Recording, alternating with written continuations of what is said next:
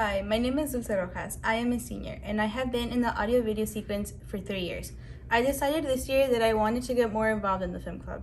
I am happy for the opportunities I've been given thanks to the film club, such as representing the film club in the 2022 homecoming. Today, I will be presenting a story about military life. Story was basically about the military. The way I got involved into the story was because in class I had to do an assignment about a story, and my topic was JROTC. And coincidentally, another student here was interested in the military, so we decided to do a story together. So far, we've done interviews with veterans and sergeants here at our school, and with a petty officer in the Navy. And we've gotten a lot of video of JROTC students working out and in their uniform.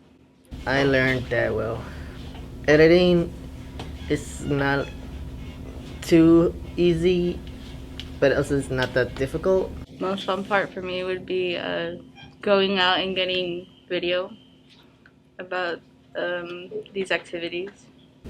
I've seen many students doing their projects, and they are basically good examples and how teamwork is. The advice I would give would just be take it slow and know what you're gonna need.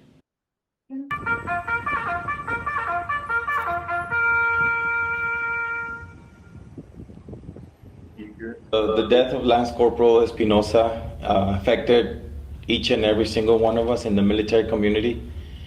He was a good example of what someone can do without thinking about themselves first.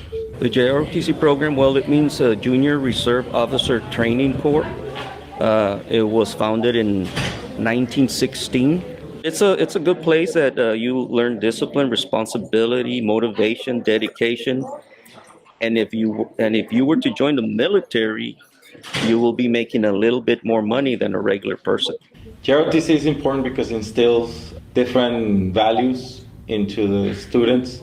It provides an opportunity for the students to achieve something that they didn't think they could achieve. It provides for some of them the discipline and the skills that they need for life after high school. This program makes you a better citizen, and that's something that we need to instill in the students. It can be just by picking up a piece of paper out on the street, or by volunteering in whatever different programs that we have in our town. JROTC has especially helped me with what comes with academics and discipline, mostly, because I was like a real rowdy kid. Like, I would be running around, dancing, talking back to everyone, and now I'm more calm now that I have experienced what actual leadership is like. The JROTC program is not a recruiting tool. The JROTC program, even though it's funded by the military, we don't motivate the students to join the military. Only 1% of all ROTC cadets nationwide join the military. If you are a young person and you are looking for a way to survive, for pay, a job, a secure job, then this is one of the good things about the military. Also, the medical and dental care is very good. The cons would be, of course, you will sacrifice not seeing your family for years. Well, I think this is the thing that holds up most people, is this idea of leaving family and friends behind. I actually want to join the Army and go into the medical field. I've been planning on joining the military since I was in middle school, but ROTC did help me with more benefits. We also teach you about academics, how to focus on academics. But what I see here, that they love to do physical training. They love to do PT, physical training. They love to do that. So we give them what they want, physical training. We're not drill sergeants here. We're not gonna scream at you or anything. We just discipline you. You know, we might raise our voice a little bit, but that's about it. Actually, once they get a basic training, which is boot camp, they put them in charge because they already know how to march, how to do this and that and all that stuff. So they put them in charge. They already have some leadership skills. They already know how to be in charge of other people. I've seen parents have come and told me, Sergeant, I don't know what you did, but I've seen a change in my son or daughter. They go like they came out of their shell. For those of you that are thinking about joining JROTC, give it a try. It might be for you. The cadets that we have here, the big majority stays the 4 years. They love it. They create their own little family, their own little community. And most of them stay friends forever. Next up, we have the Pandemic Chronicles, made by Orlando Perez, Jose Reyes, Jesse Rivera, and Ernesto Villanueva, who unfortunately could not be here today, so I will be representing them. It is a documentary about 4 high school boys going through the pandemic, and it has so much emotion. It put into, as a whole, how much pressure the pandemic put on us all. And here's the video.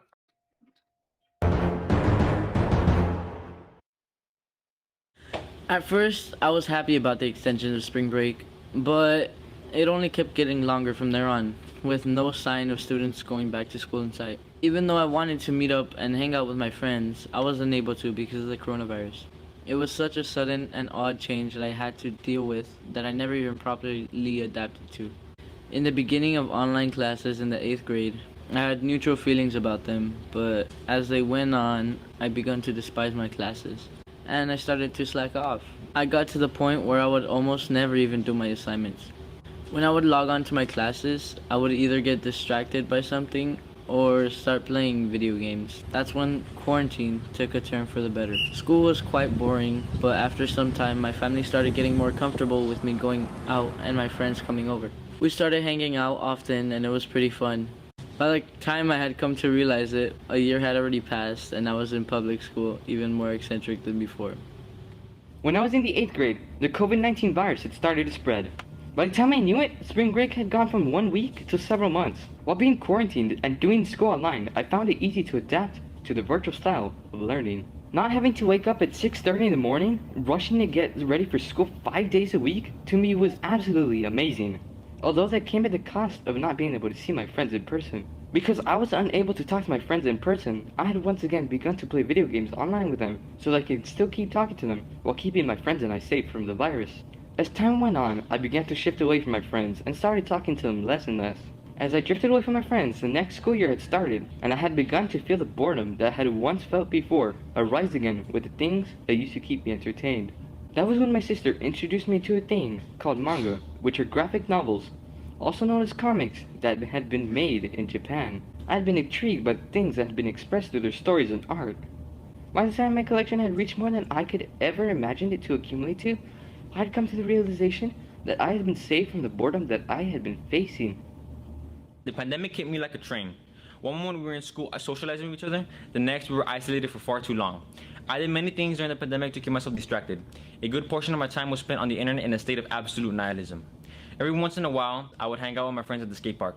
Those were the days that I looked forward to the most. But of all the things that I did during my quarantine, the most common thing I did was think. Constantly, every day, 24/7, I was thinking, asking myself questions such as, when will the pandemic end? When can I see my grandma? And when can I go outside? My mind was in a chaotic rush of thoughts every day. But as time progressed, I began to change my mindset. I discovered that happiness is a mindset, so I came to terms that we can go back when we can go back. That kept me afloat for some time. Slowly but surely, my mental health began to improve and my mindset was just a bit better than before. I've caught out of the hole that I dug myself into, and I feel better at this moment than any day of the past year. At the start of the pandemic, I was excited about having to do online classes. In fact, I was glad that I was able to stay indoors, even if it came at the cost of a pandemic. Little did I know that online classes would completely destroy my mind. It was almost impossible to concentrate with so many distractions surrounding me. As a result of my constant distractions, my performance at school was an all-time low. I would always wake up late, and that would mess me up even more, because I would continuously miss my classes and was incapable of comprehending the subject in school. Somehow in the end, I was able to pass through hard work, But that wasn't the end of it. My summer wasn't all that great. In fact, it was worse. My grandmother sadly passed away due to complications with COVID. I never thought that COVID would have reached my family, let alone kill them.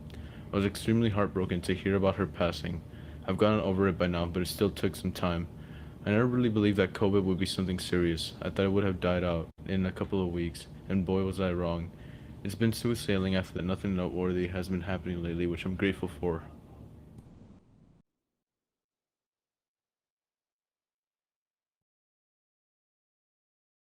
But of all the things that I did during my quarantine, was the most common thing was think. Constantly, every day, 24/7, I was. You moved it a bit. Check. I'm getting ready to do my speech for. I don't know for what. One moment we were in school socializing with each other, the next we were isolated for too long. I did many things during the pandemic to keep myself distracted. Right now, I'm reading my script from the teleprompter. I'm adjusting the speed because it can't be too fast and it can't be too slow. I'm making sure that there's nothing on the camera and trying to record everything and capture him reading his script. We're going to take pictures and videos Of each them other working. Yeah. Man, help, cut. And that was the Pandemic Chronicles. What a documentary.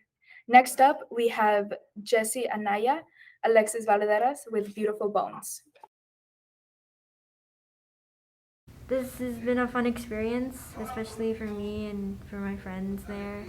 So I'm happy that I got interested in this. Well, I decided to do this project because I used to celebrate Dia de los Muertos, and I used to like skeletons, and I like the history about him.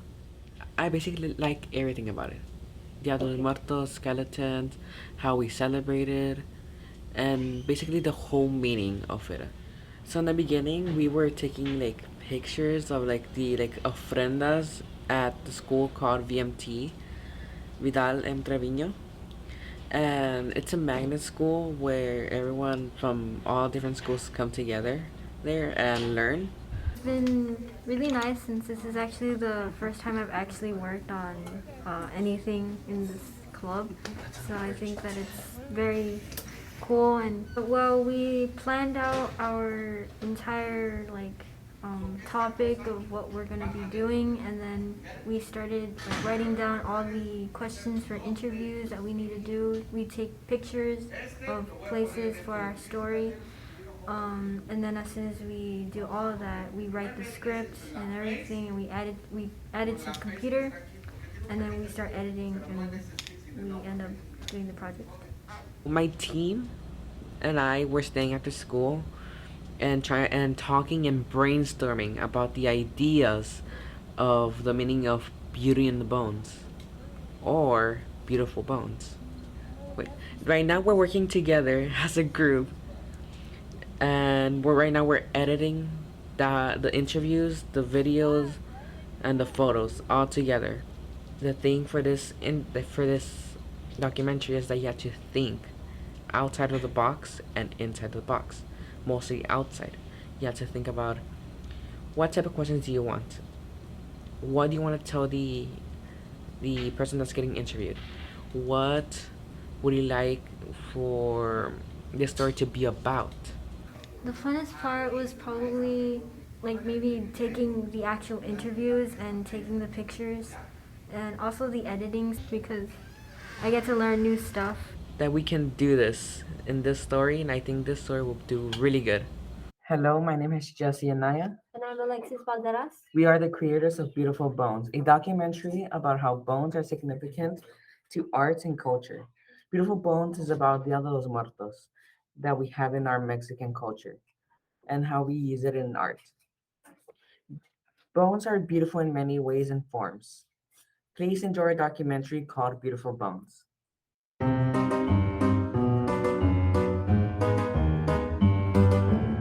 A lot of people think that Dia de los Muertos is a scary, spooky event and related to Halloween, but it isn't, guys.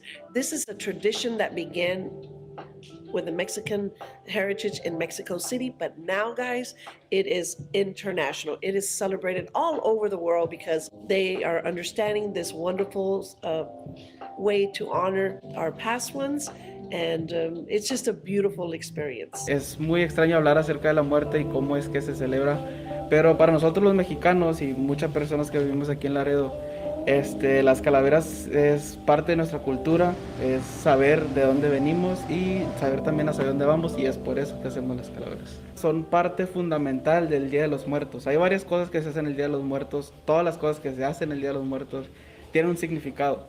Las calaveras se conectan ya que son poemas que hacen más o menos como una burla hacia la muerte, y es por eso que las hacemos el Día de los Muertos. It's like a poem. Like in Mexico, they do it a lot to like joke like about death, because like it all comes to everyone, so it's like natural there. I built these Catrinas based on my parents last year, because 2020 was a horrible year for me. So I lost my father and my stepmother, who I consider my mother. Usually in Mexican culture, we use a lot of bright colors. I know that when people would die, like in churches, they would use papel chino flowers just to add some color, because death should be something that's sad, but something that should be celebrated. So that's why you see a lot of colorful decorations on Dia de los Muertos. Because you have scary skulls and demon skulls and maybe even the sugar skulls. So a Halloween calavera is basically that one time of year plan a holiday kind of thing, a mask or a decoration, if you will.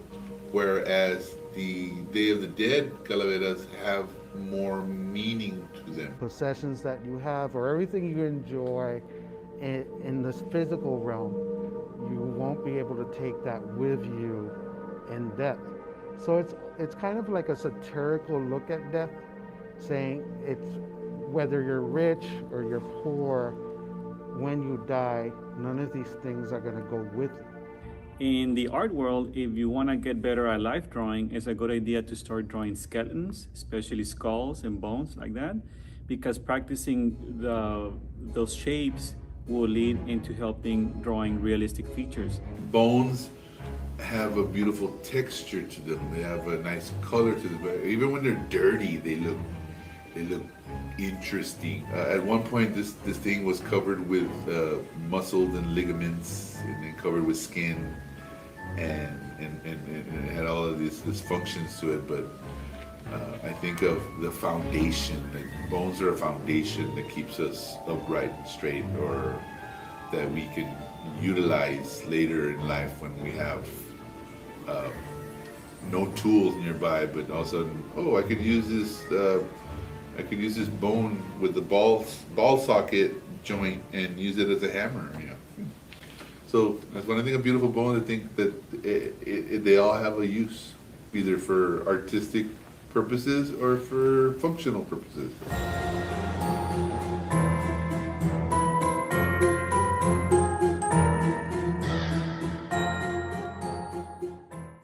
Thank you, Alexis and Jesse. What a beautiful documentary, wasn't it? Next up, we have Rally for Life by Osiris, Charlotte, Aline, and Stephanie. Girls, you're up. Hello, my name is Osiris Martinez, and I'll be talking about the Rally for Life. We had the pep rallies for cancer. Hi, I'm Charlotte Chavez. I'm gonna be talking about what we did in the interviews. We got to interact with people that had contact with people that had cancer. My name is Aline Munoz, and I was painting the part of the editing of the Rally for Life. While you're doing the video, try to combine both the interview videos and the file videos. So one of the hardest part was editing the video. I think we tried to combine both of them and try to make the audio and some of the videos should be part of it. Hi, my name is Stephanie Flores, and It was fun to able to like communicate with other people and communicate with each other. In my team, we were working on the Rally for Life video. It was about cancer, like how the school community was getting together to raise money for the cancer awareness of the real men were pink. We got any videos that like we already had and took some interviews that we needed and started editing them together. Is basically how we started with it. I learned a lot of stuff working on the video, like editing and how to change the volume, like of the photos, the colors, and like how to take out parts that we didn't really need. The hardest part is like trying to edit the video to try to make it look better and changing several adjustments to make it perfect. This is my first mini documentary, and the way we did the interview first, and then after we did the interview, we decided to check on the other videos that we had, the file videos, and we shortened how much we can out of all the videos. We tried our best to edit all of our videos. Once we went to the principal's office, we like set up everything for the camera, the microphone, everything, make sure everything was connected right. He even like organized his desk, make sure like looks great background. Well, the best part is that I got to meet a lot of my friends, like new friends, and it was really fun working with them. I believe I'm the best at editing and setting up the camera. Basically, it's just more like teamwork and how to work with others. At first, I thought it was easy, but no, it's hard because you have to edit and do the sounds and do everything. And it was a lot of fun. It was work. It was hard work, but it was so fun.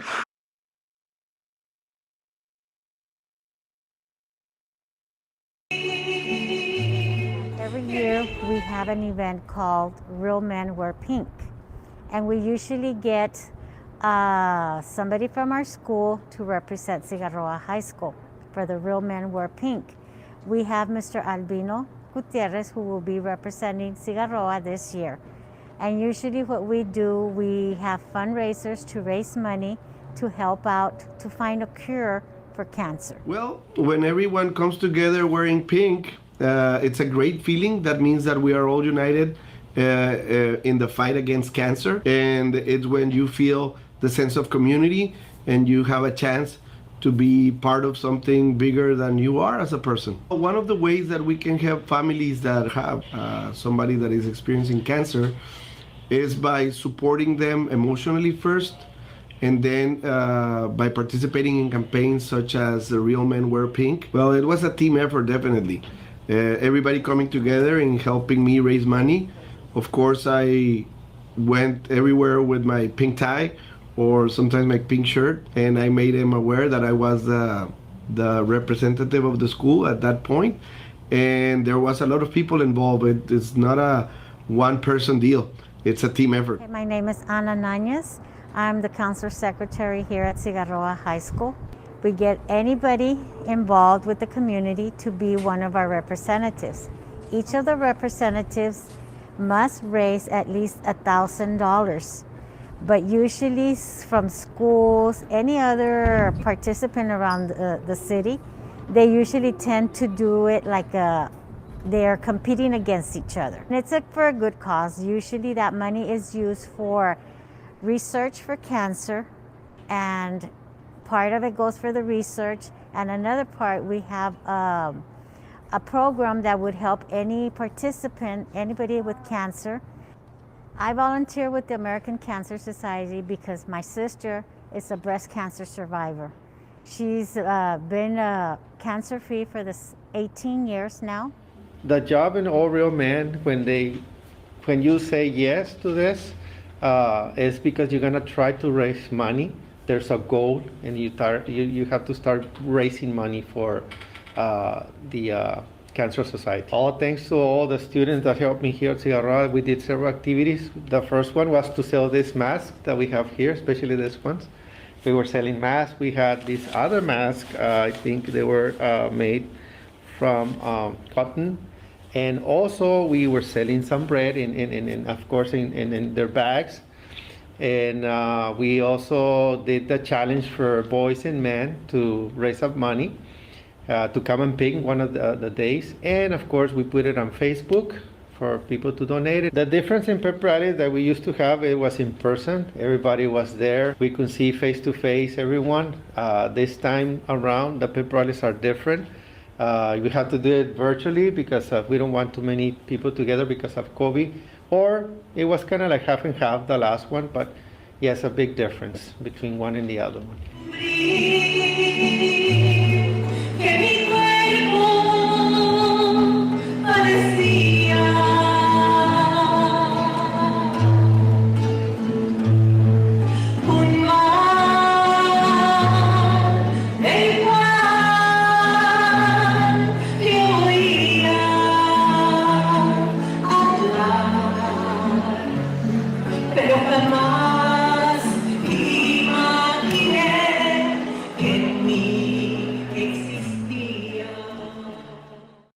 That was Rally for Life, an amazing documentary, wasn't it? Now we're gonna get an introduction from Walter and Ms. Sanchez, our AV director here at Cigarroa. I'd like to thank everyone for coming to see our students present their projects. We're all very, very proud of them and everything they've done and how hard they've worked in creating these projects. As you can see, I really appreciate these beautiful students here today, and I already told them they're all winners. So we just want to, first of all, we want to congratulate all the participants and just say we're just happy for everyone that participated, and we're really excited. I do want to thank, of course, Mr. Walter Wilkins. I also want to thank our technology, LISD technology department as a whole. You guys are awesome for making these amazing opportunities for the students and for the teachers and everybody else. I also want to thank our principal, Mr. Jose Isnaola, and all of our assistant principals, because we have a terrific team. I just want to lastly say that I'm very proud of this group. We have a very good group of kids that came together this year. I just want to congratulate these kids because they placed top 18 documentaries in UIL with Rally of Life, Division 2. So, signing off from Photo Land, Cigarroa High School, in the pride of South Laredo.